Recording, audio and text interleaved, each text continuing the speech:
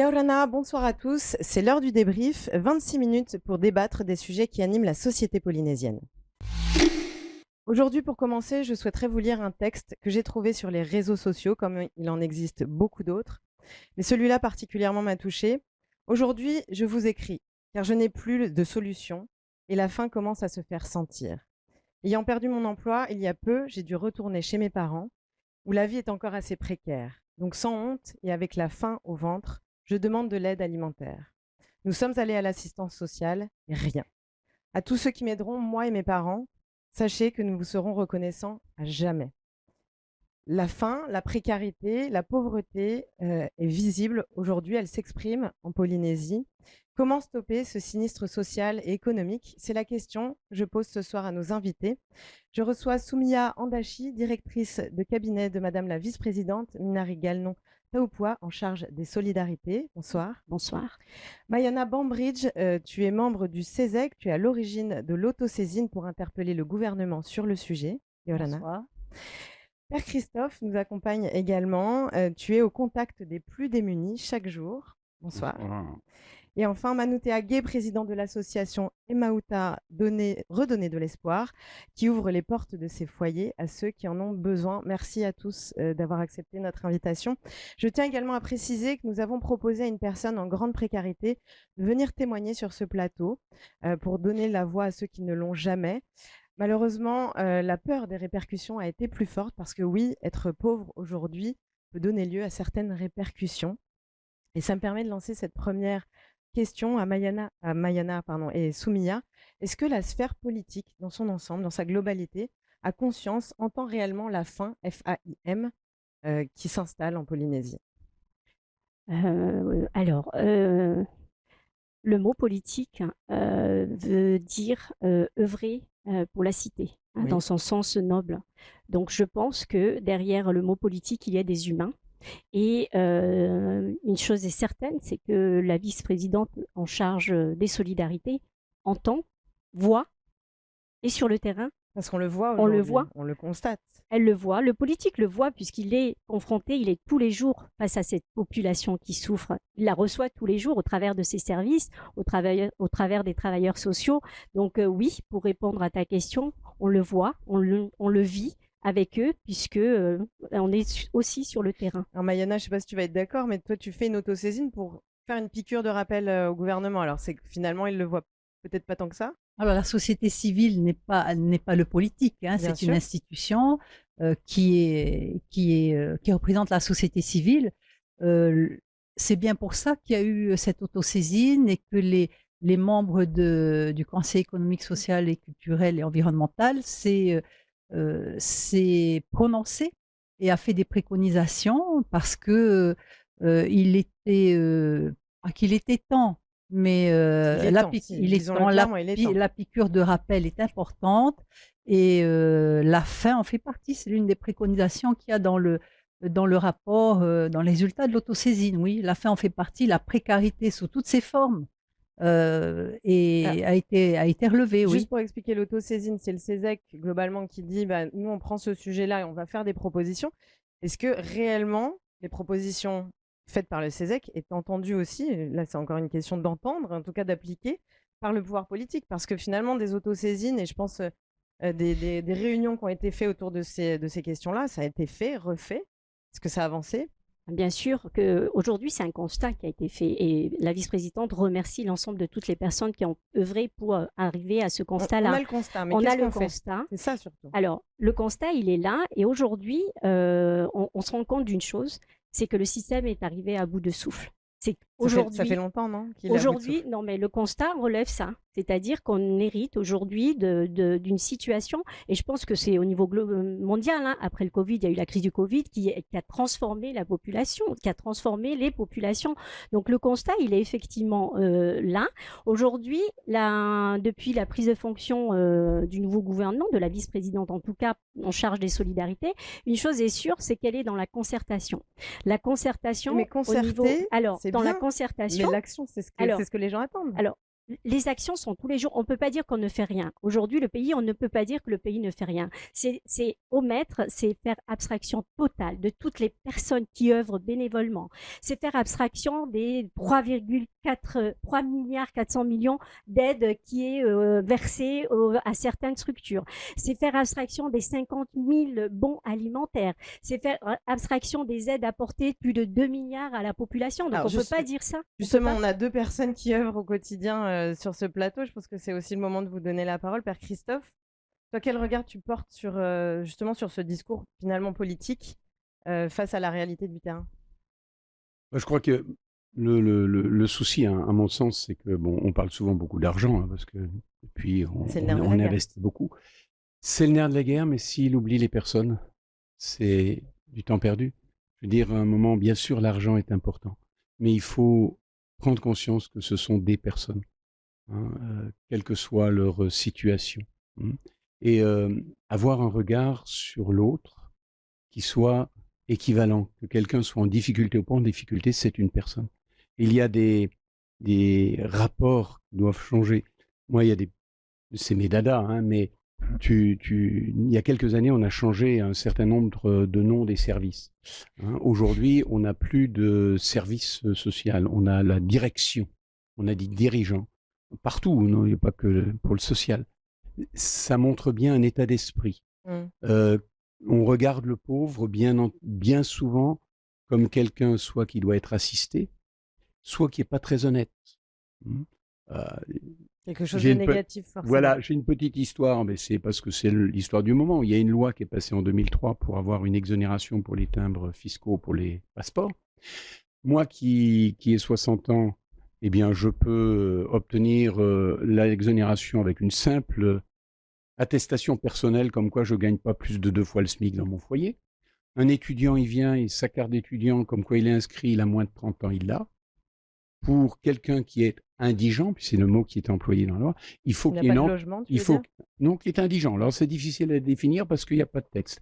Mais quelqu'un qui est indigent, il faut qu'il ait une enquête sociale. C'est-à-dire, ça veut dire déjà, on voit bien la différence de la société. On a confiance en moi parce que je suis retraité, mais on n'a pas confiance aux pauvres. Il faut qu'on vérifie qu'il soit bien pauvre quand il le dit. Alors, juste, on parle de pauvre. Comment on définit la pauvreté? C'est quoi être pauvre, en fait? Parce que c'est un peu la question qu'on se pose Pour aussi l'histoire, aujourd'hui. par exemple, du timbre fiscal, hein, un pauvre, c'est celui qui est au RSPF, c'est-à-dire qui gagne moins de 90 000 francs. Ouais. Voilà. Voilà. Par contre, un retraité qui est pauvre, c'est 2 fois le SMIC. Alors ça, j'allais dire, c'est la définition, on va dire, administrative. Mais dans la réalité, Manoutéa, comment tu définirais cette situation de pauvreté?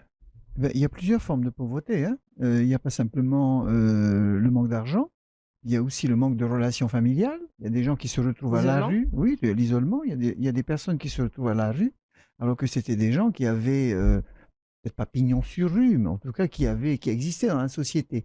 Donc le père Christophe, qui reçoit ces personnes tous les matins, il les côtoie. J'ai commencé avec père Christophe il y a un peu plus de 30 ans, lorsque l'on a ouvert Tevayété. Ils étaient beaucoup, beaucoup moins nombreux, une vingtaine, une trentaine peut-être dans la ville. Et il y avait tous les cas de figure. Et il y avait aussi des personnes qui venaient en voiture pour prendre Mais le café. Aujourd'hui, il y a aussi des personnes qui travaillent et qui vivent dans la rue. C'est ça qui est assez perturbant finalement, parce qu'ils gagnent de l'argent, mais pour autant, ils n'ont pas accès à un logement. Qu'est-ce qui bloque en fait? Quel est le problème, toi qui as pu faire un peu cette En fait, étude-là? la pauvreté telle que on l'a identifiée après avoir auditionné une centaine de personnes, de services ou d'associations, la pauvreté, comme dit Manon, n'est pas simplement monétaire, hein. Si on regarde la pauvreté au niveau monétaire, elle est estimée à 59 000 francs aux îles du Vent. Avec 50 000 francs, 60 000 francs, on ne vit pas. Non, Elle est estimée à 26 000 francs aux Australes. On peut se débrouiller aux Australes parce qu'il y a de l'économie circulaire autre. Donc, il faut relativiser en fonction des archipels, mais c'est une pauvreté pas simplement monétaire, mais également éducative. Oui. Quand on n'a pas l'éducation, on n'a aucune chance de s'en sortir. Quand on n'a pas de diplôme, on n'a aucune chance. c'est une pauvreté parce qu'on n'a pas Ça, de... encore une fois, est-ce que c'est pas aussi au pouvoir public d'accompagner les personnes qui ont ces difficultés-là, notamment sur l'éducation? Alors, ce qui est important, c'est que le pouvoir public souhaite rendre la dignité à l'être humain avant tout. C'est primordial. C'est le plan que souhaite la vice-présidente mettre en place. C'est vraiment un plan de rendre la dignité aux Polynésiens. Ça fait écho, Père Christophe, rendre la dignité? Bien sûr, parce que c'est vraiment mettre la personne au cœur de la chose, hein. Alors, on est dans une situation aujourd'hui qui n'est pas née d'hier, qui n'est pas née d'il y a 2 ans, qui n'est pas née il y a 10 ans. Il y a des choses qui ont évolué d'une façon positive, il faut l'oublier. Je veux dire, en 95, c'est le RST qui est devenu RSPF, qui est extraordinaire. Jusque-là, 95, il fallait aller demander un certificat d'indigence à la mairie pour pouvoir se faire soigner. Aujourd'hui, tout le monde peut se faire soigner. Ça relève la personne. Je vois dans l'accueil, à l'accueil Tévailleté, où bien sûr on donne du linge, on mange, mais on a vraiment une structure médicale. Et tu redonnes et les personnes viennent, ils discutent avec l'infirmier, ils discutent avec le médecin. C'est vraiment recréer du lien. cela l'essentiel, recréer du lien, briser la solitude, hein, et puis prendre conscience qu'il n'y a pas d'égalité, on n'est pas égaux. Il y a une égalité qui doit être construite, mais il n'y a pas d'égalité parce qu'il y a en tout cas, cette égalité, on veut tendre à ça. On veut la construire, mais elle se construit, l'égalité, elle n'est pas la base. Parce que On parle d'égalité ou d'équité? Pas seulement d'équité, Oui. il faut une véritable égalité. Je pense que tu as des gens qui sont malades psychiatriquement, tu as des gens qui ont des déficiences, qui n'auront du mal à trouver un travail, etc. Et c'est une société qui doit se remettre en cause dans son système, dans son fonctionnement. Parce qu'aujourd'hui, on est aussi dans une société où, finalement, quand on parle du pauvre, c'est le pauvre qui doit monter, mais jamais le riche qui descend pour aller à la rencontre du pauvre. Or, je ne suis pas communiste pour dessous, mais un minimum d'égalité, c'est-à-dire justement, si on regarde l'autre comme une personne, alors ça veut dire qu'on est à deux à faire le chemin. Oui, il a raison. Quand il parle d'égalité, d'équité, aujourd'hui, on parle de pauvres. Il y a les pauvres et automatiquement, en face, il y a les riches. Il y a aujourd'hui trois systèmes, et souvent le politique, hein, le social et l'économie, hein, le système économique. Et souvent, le système économique et le social sont toujours en opposition. Alors que non. C'est l'image qu'on en a dans la société aujourd'hui. C'est telle qu'elle est construite, cette société. Exactement. Mais c'est les gens qui la construisent. Alors, le rôle de la vice-présidente aujourd'hui, c'est de dire non, c'est une richesse, c'est d'associer les deux mondes, les deux systèmes, le système économique et le système social, d'en faire une richesse, de faire la richesse, souvent les dépenses sociales. Est-ce que ceux qui sont en haut vont vraiment avoir envie de redescendre, comme le disait Père Christophe? Alors aujourd'hui, c'est pas dans la logique, on va dire, humaine, entre les guillemets. riches, oui, quand on sait que 80% des richesses mondiales sont détenues par 20%, oui, effectivement. Là, aujourd'hui, le rôle du politique, c'est de dire... c'est de rééquilibrer. C'est de rééquilibrer les choses. Et le travail, il a été mené. Quand je parle de concertation de la vice-présidente, aujourd'hui, il y a un schéma directeur qui est mis en place, c'est-à-dire qu'il y a eu des concertations avec les gens du terrain. Et d'ailleurs, elle remercie l'ensemble de tous ces acteurs sociaux sur le terrain, c'est de recueillir toutes ces données, de faire des propositions. Les propositions, elles ont été faites là. Aujourd'hui, il s'agit de se mettre d'accord sur un programme. Alors, qu'est-ce qui a été proposé concrètement, qu'on comprenne? Parce qu'on a vu qu'il y avait une autosaisine. Alors, je ne parle pas du rapport du CESEC, je parle d'un schéma directeur de l'action sociale et médico-sociale. Aujourd'hui, la définition du mot social, le social, la définition que j'ai du social est différente de celle que tu peux avoir, différente de celle que Père peut avoir. Pour certains, vous me direz si je me trompe, pour certains, le social, c'est l'assistanat. Oui, voilà. Alors, est-ce que c'est vrai ou pas? Alors non, non. Le schéma directeur, c'est une chose. Le schéma directeur de l'action sociale et médico-sociale, c'est structurer la stratégie des établissements qui existent, des associations qui existent, c'est structurer et donner un règlement et une organisation à ces structures qui existent déjà. Donc ça, c'est le rôle de la RAS. Par contre, dans le concret, et je rejoins Père Christophe et Manou, le concret, c'est le quotidien. Alors, on parlait à l'instant des riches qui ont du mal à à partir vers les pauvres, oui, certainement, pas tous. Pas tous, on voit, Une minorité. voilà, mais pas tous, hein. Et ceux qui ne le font pas, ceux qui ne participent pas, bénévolement, en fait, gratuitement à donner, pas simplement, financièrement, mais à se donner, à donner de son temps, à accompagner. Eh bien, tous ceux qui ne le font pas, il appartient à l'organisation politique de les obliger d'une manière quelque ou d'une chose. autre, par la fiscalité, Voilà. par Parce l'économie. que Donc j'allais en dire, fait, c'est très mignon de se dire, je vais donner de mon oui, temps, mais ce dont on a besoin, c'est de l'argent quand même. donc Tout à Je veux fait. juste revenir sur, peut-être donner la parole à Manoutea, sur la question de quand on accueille, quand on assiste des personnes qui sont en difficulté, certains vont dire, bah, c'est de l'assistanat, donc on les emmène dans ce chemin-là, et puis finalement, ils s'en sortiront pas. Est-ce que ça, c'est une réalité? Quand Non. on arrive dans un foyer, on se fait assister, et finalement, on reste dans ce système-là. Pas du tout, pas du tout. La personne est accueillie telle qu'elle est. Alors bien sûr, on cherche à comprendre le pourquoi de cette situation, comment elle arrive chez nous. Même si c'est quelqu'un qui était riche et qui peut avoir eu un souci dans la vie, Oui, les accidents de la vie, ça existe. il faut Ça peut arriver à tout le monde. également l'accueillir. Ça arrive Bien à sûr. tout le monde. Il n'y a aucun jugement. Par contre, il y a un programme qui est mis en place individuellement pour que la personne trouve dans la structure, et qui dit la structure dit l'ensemble du dispositif qui existe dans le pays, parce que nous, certes, on les accueille, on les nourrit, on les loge, mais il y a tout un dispositif qui existe dans le pays et qui prend en charge ces personnes-là. À nous de les accompagner, de les suivre. Voilà. Il doit y en avoir qui s'installent un petit peu dans cette routine où on se dit, bah, j'ai plus tellement besoin de travailler. Non, Est-ce que non. Bon, puis même s'il y en a un ou deux, mais c'est que quelque part, il y a quelque chose qui ne va pas non plus chez la personne. Ouais. Hein, même si elle l'exprime, c'est rare. Souvent, on parle du problème de l'emploi, qu'il n'y a pas d'emploi en Polynésie. Si on regarde le site du CEFI, il y en a beaucoup. Des annonces. Alors, oui, mais en même temps, lorsque l'on reçoit les personnes, on commence par les stabiliser, parce que souvent, ils arrivent dans une détresse morale, physique, important. Selon les situations, on les calme, on les garde, on les apprivoise, hein, on prend le temps. Et ensuite, en fonction de la confiance que la personne peut avoir avec la structure qui l'accueille, parce qu'il y en a qui ont peur également, c'est la première fois. Donc, il faut les rassurer. Et ensuite, le dialogue commence avec nos différents dispositifs. Les dispositifs qui font appel également aux ressources du pays, voilà, les différents services du pays. Mais nous sommes là pour les accueillir. C'est un accueil au sens noble du terme. Est-ce qu'il ne faut pas, Père Christophe, est-ce qu'il ne faut pas vouloir s'en sortir aussi pour réussir à aller jusqu'au bout de ce chemin?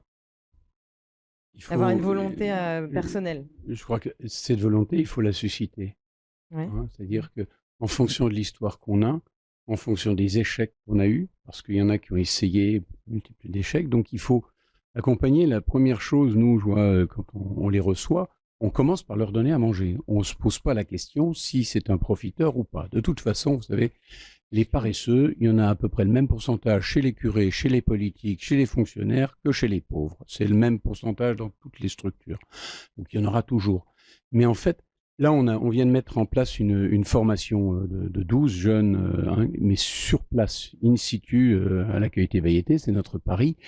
C'est vrai que là, on les a mis, on les a pris, ça va de 20 ans à 49 ans. Hein, donc, il y en a qui sortent de prison, il y en a qui sortent de l'école, il y en a qui... Voilà.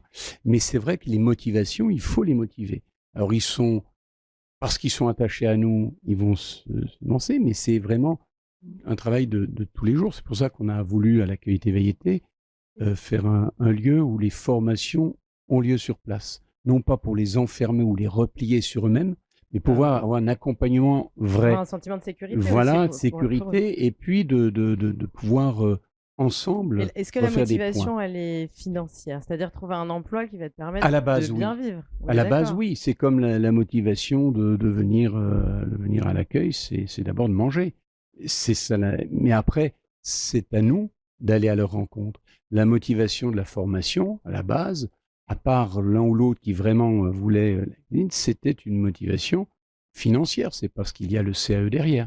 Maintenant, à nous de marcher avec eux, à nous de saisir avec eux ce qu'ils attendent. Parce qu'en fait, aujourd'hui, on le voit. on vient de leur acheter leur tenue pour qu'ils aillent en stage la semaine prochaine. Ils sont transformés. Et là, on voit qu'on a fait une première étape. On est à 1 mois et demi. Il nous en reste encore 10 mois et demi. Hein, donc voilà. Mais on voit qu'il y a déjà quelque chose qui est franchi. Il y a déjà mais en même temps avec toute la peur. Parce que lundi, ils vont aller. Donc demain, on va faire le tour avec eux. Juste, est-ce que vous êtes financé pour faire tout ça? Comment ça fonctionne? Est-ce que vous êtes financé justement par c'est un programme. Là, ce programme-là, c'est un programme de plusieurs choses. À la base, c'est le campus universitaire, un des métiers qui est moteur sur la chose. Un partenaire, le ministère de l'Emploi, puisqu'on a eu les derniers CAE possibles, en attendant les CISE, une autre formation, et puis le ministère de la Solidarité qui finance la formation. Nous, on apporte à la fois le lieu local et aussi une participation financière. Hein, je crois aussi beaucoup que si on veut travailler, on ne peut pas être simplement une association qui vit uniquement, exclusivement des subventions. Autrement, on n'a plus de liberté. Il faut d'être enfermé dans la direction de la politique. Et puis surtout, il faut qu'on ait conscience que le problème de l'accompagnement des personnes en grande difficulté, ce n'est pas seulement le problème du gouvernement, c'est le problème de toute la population. Tout à l'heure, quand je parlais des riches et des pauvres, je ne parlais pas des grands riches. Je veux dire tous ceux qui ne sont pas considérés comme pauvres, c'est-à-dire moi. Il y a une classe moyenne en Polynésie. Oui, bien sûr. Oui. Hein, voilà. Qui elle aussi connaît un peu de difficultés. Mais qui participe aussi. Mais voilà, donc mais pourquoi est-ce que justement ce serait cette classe moyenne qui participerait plus que les... Parce que tu dis pas les grands riches. Les grands participent aussi. C'est plus large. Hein, je veux dire, mais c'est le plus de monde, mais ceux qui sont les plus riches, c'est eux qui ont le plus aussi, mais ils participent. Ils participent aussi. Ils sont discrets, mais ils participent. Franchement, ils participent, ne serait-ce que déjà. Faut pas cibler ces gens-là. En prenant notre. On les cible pas, mais c'est bien de pouvoir dire que effectivement c'est peut-être en toute discrétion, mais le regard que la société peut en avoir, c'est de se dire ils sont dans leur tour d'ivoire. Parce qu'on a beaucoup de partenaires qui nous accompagnent de gens pour les embaucher. C'est pas évident, je veux dire. Mais quand je parle de pauvres et de riches, je ne parle pas des extrêmes. Hein. Je parle il faut véritablement que nous, voilà, j'ai pas de souci, hein, c'est ce que je mange demain, je sais où je dors ce soir. Nous soyons attentifs à la détresse de l'autre et comment ensemble nous pouvons faire effort, comment ensemble. Et c'est l'accueil Téveilleté, il a été construit à 100% sur fonds propres. Hein, et c'est pour montrer que c'est l'histoire de tout le monde. Et parmi, on a quelques grands donateurs de personnes riches qui nous ont donné 20-30 millions. Oui, les riches participent effectivement, participent et travaillent aussi avec le politique. Pour rebondir un peu sur ce que disait Père quand il parle de son dispositif qu'il a réussi à mettre en place en partenariat avec le politique, le privé, les associations, il y a une chose derrière qui est importante et que c'est le souhait aujourd'hui de la vice-présidente, c'est de pouvoir accompagner dans la formation. C'est responsabiliser aussi. C'est responsabiliser. Tu parlais tout à l'heure de motivation. Bien sûr. Motivation, elle doit venir de la personne qui veuille s'en sortir aussi. Juste pour... je vais être un peu cash sur le sujet, mais si vraiment les riches, vous le dites, participent discrètement, mais à une hauteur réelle, est-ce qu'il y aurait encore des pauvres aujourd'hui? C'est ça la question. Parce que finalement, on parle de cette problématique de pauvreté depuis des décennies. En fait, on se retrouve toujours avec les mêmes problématiques. Les pauvres, c'est pas simplement le pauvre...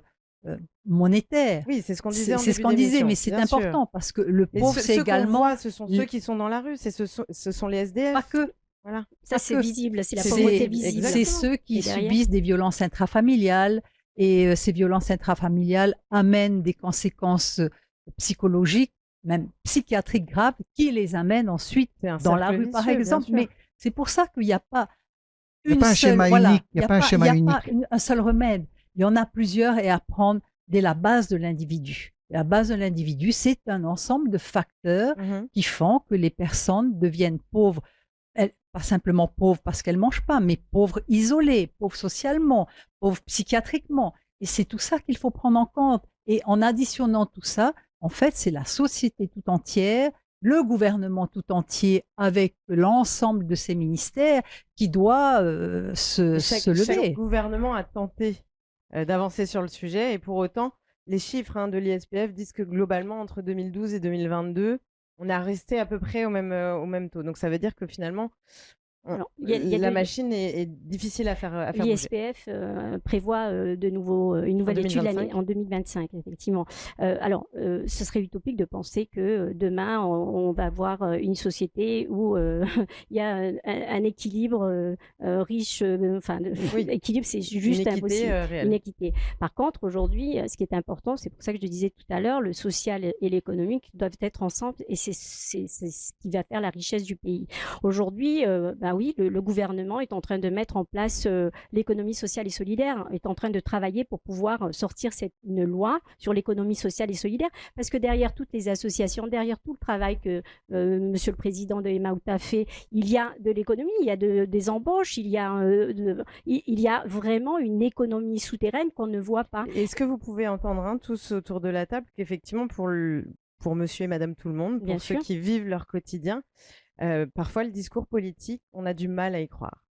On a du mal à voir que ça va changer quelque chose. Je pense que on l'a entendu, puisqu'il y a eu un changement de gouvernance. Donc dernièrement, il y a eu un changement de gouvernance. Donc effectivement, je pense que le politique et la société, la population a été entendue. Donc les choses sont en train d'être réalisées. Le social est transversal aujourd'hui. On ne peut pas parler juste de dire social. Le social derrière, c'est l'éducation, c'est le logement, c'est l'emploi, c'est les finances. C'est vraiment un ensemble. On doit parler de transversalité. On ne peut pas juste pointer et dire le social, Oui. non, c'est un ensemble. Et aujourd'hui, le politique essaie de travailler en interministérialité pour pouvoir répondre et retravailler, transformer le système. Parce qu'aujourd'hui, c'est ce qu'il faut. Et vous le disiez, transformer le système, c'est l'affaire de tout le monde, de tous. Je pense que vous y œuvrez chacun à votre manière. En tout cas, merci beaucoup d'avoir essayé d'alimenter cette question-là. Comment est-ce qu'on peut enrayer cette spirale économique et sociale? Merci à tous et je vous souhaite une excellente soirée sur TNTV et je vous dis à la semaine prochaine, 19h30.